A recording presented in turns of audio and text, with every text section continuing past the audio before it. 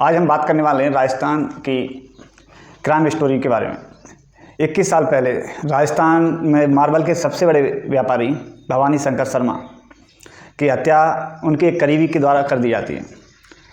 हत्यारे ने शव को 2 टुकड़ों में काटकर सर को जला दिया जाता है और वो बेफिक्र होकर घूम रहा होता है, लेकिन एक आँख की वजह से वो जेल की सलाखों के पीछे पहुंच जाता है।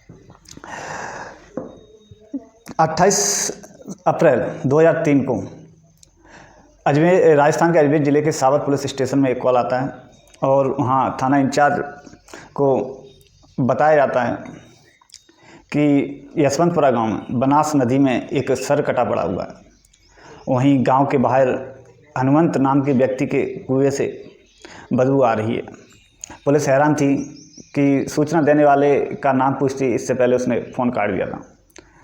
थाना इंचार्ज सुरेंद्र सिंह तत्काल मौके पर पहुंचते हैं और सर को बरामद करते हैं।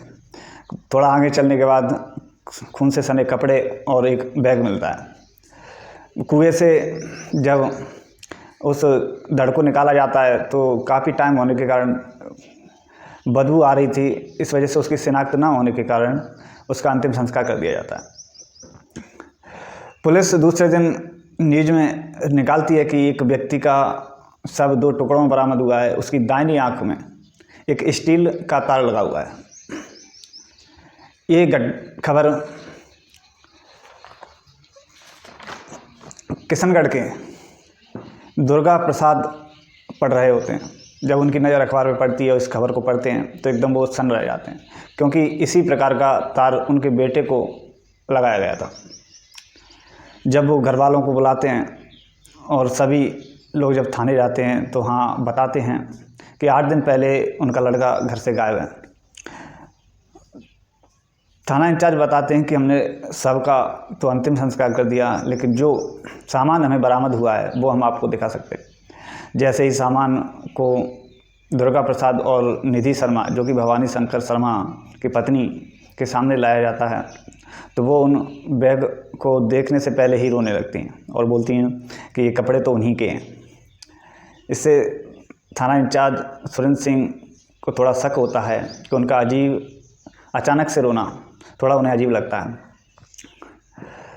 जब थाना इंचार्ज उन्हें वेरीफाई करने के लिए बोलते हैं तो वो गंगाराम हॉस्पिटल दिल्ली के डॉक्टर शाह से बात करवाते हैं। डॉक्टर शाह उन्हें बताते हैं कि 11 साल पहले मैंने ये भवानी शंकर को इस प्रकार का स्टील का तार लगाया था। अभी तक और पूरे भारत में मैं अकेला ऐसा ऑपरेशन करने वाला स्पेशलिस्ट हूँ। अभी तक मैंने टोटल 3 लोगों के ऐसे ऑपरेशन किए हुए हैं। आप चाहे तो मैं इसकी डिटेल दे सकता हूँ।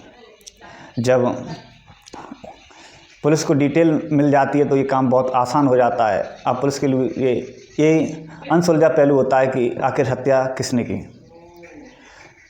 जब उनके पिताजी जो